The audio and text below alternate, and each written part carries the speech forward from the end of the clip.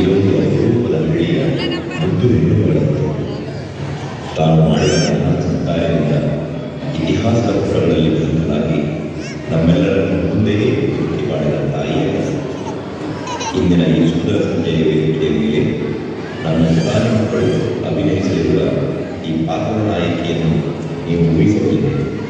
ಹಾಗಾದರೆ ಮುಂದಿನ ಕೆಲವು ಕ್ಷಣಗಳನ್ನು ದಯವಿಟ್ಟು ಗಮನವಿಟ್ಟುಕೊಂಡು ಕನ್ನಡ ನಾಡಿನ ಪುಟ್ಟ ಹಳ್ಳಿಯೊಬ್ಬರ ಮನೆಯಲ್ಲಿ ಜನಿಸಿದ್ದರೂ ಆಕೆಯ ಬಾಲ್ಯ ನಗು, ಸಂತೋಷ ಹಾಗೂ ಚೈತನ್ಯದಿಂದ ತುಂಬಿತು.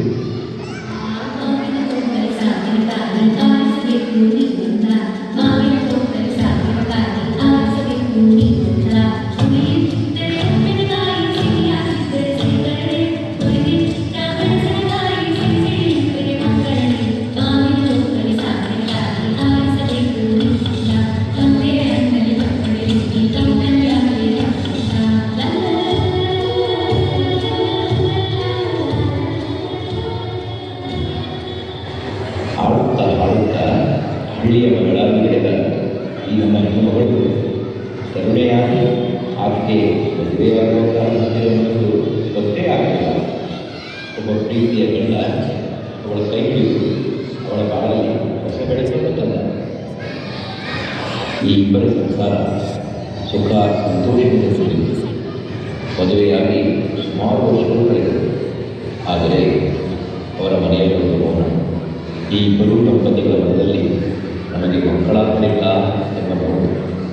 ದೇವರನ್ನು ಪ್ರಾರ್ಥಿಸಿ ಪೂಜಿಸಿ ಬೇಡಿದರೂ ಈ ದಂಪತಿಗಳಿಗೆ ಮಕ್ಕಳಾಗಲೇ ಇಲ್ಲ.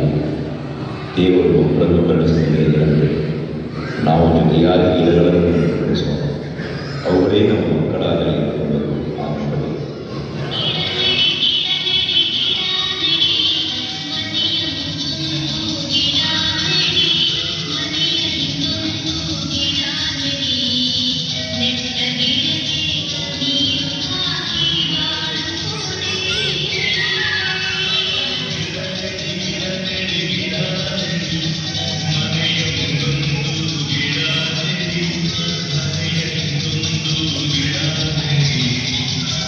ನೂರಾರು ಬೆಳಕನ್ನು ಪೋಷಿಸಿ ಬೆಳೆಸಿದರು ಈ ದಂಪತಿಗಳು.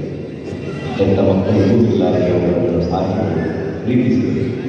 ಹೀಗಿರುವಾಗಲೇ ಈ ಜೋಡಿಗಳ ಮೇಲೆ ಆ ವಿಧಿಯ ಕೆಂಗಣ್ಣು ಮತ್ತೊಮ್ಮೆ ಬಿದ್ದಿತ್ತು. ಆಕೆಯ ಗಂಡ ಇಡೀ ಆಟಕ್ಕೆ ಬಲಿಯಾಗಿರುವುದು.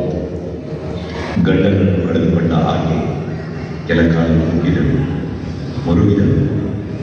ಕಾಲ ಕಳೆದಂತೆ ನೋವು ಮರೆತಂತೆ ಆಕೆಗೆ ತಾನು ಸಾಕಿ ಬೆಳೆಸಿದ ಅದೇ ಗಿಡ ಮರಗಳನ್ನು ನೆನಪಾಗುತ್ತದೆ.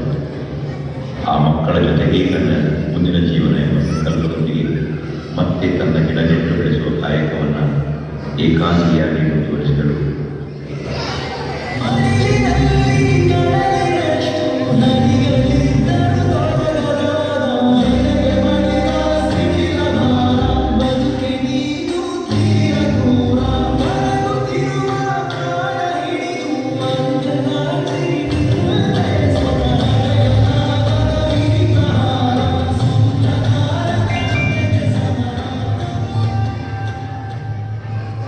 ಒಬ್ಬ ತಾಯಿಯಾಗಿ, ವನ್ಯ ಪ್ರೇಮಿಯಾಗಿ ಸಾವಿರಾರು ಮರಗಳನ್ನು ನೆಟ್ಟಳು, ನೀರುಣಿಸಿ ಪೋಷಿಸಿದರು, ಬೆಳೆಸಿ ಹೆಮ್ಮರವಾಗಿಸಿದರು.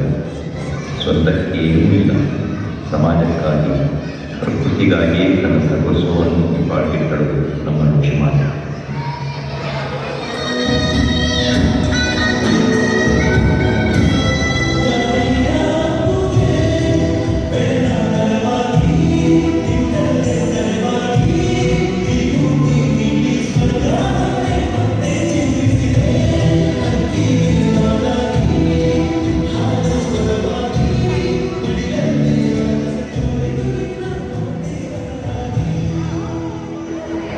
ಹೌದು,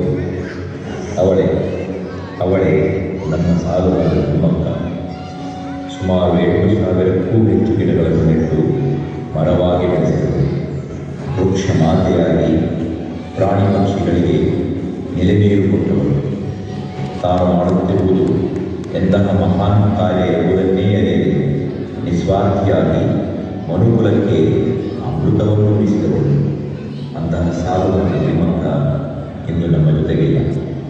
ಕೇವಲ ಕೆಲವು ದಿನಗಳ ಹಿಂದೆಯಷ್ಟೇ ಆ ತಾಯಿ 114 ವರ್ಷಗಳ ಅರ್ಥಪೂರ್ಣ ಸಾರ್ಥಕ ಬದುಕನ್ನು ಬದುಕಿ ಈ ಲೋಕವನ್ನು ತಿಳಿಸಿದ್ದಾಳೆ.